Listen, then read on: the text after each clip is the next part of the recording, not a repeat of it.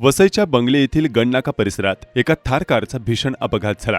चालकाच्या मते रस्ता ओलांडणाऱ्या एका मुलाला वाचवण्याच्या प्रयत्नात गाडीचे नियंत्रण सुटले आणि ती गाडी भिंत तोडून पलटी झाली।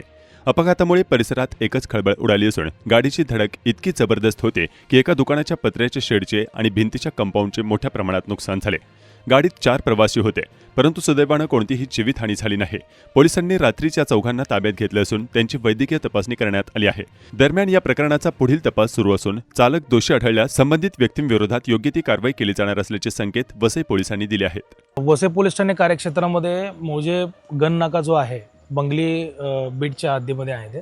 ही जी थार व्हेकल आहे ही जे काही वाहन चालक त्यामध्ये चालवत घेऊन आले होते, त्यांचं असं म्हणणं आहे की एका मुलाला वाचवण्याच्या नादामध्ये त्यांनी ती गाडी स्किड केली आणि त्यांनी ती गाडी त्यांच्याकडून अनकंट्रोल झाली आणि ती गाडी त्यांनी ती वॉल वगैरे तोडून या भागात त्यांची ती गाडी घेऊन आले आणि ती गाडी पलटी झाली। त्यांना ताब्यात घेतलेलं आहे। आपण बाबुळा चौकीला त्यांच्याकडे चौकशी करतोय।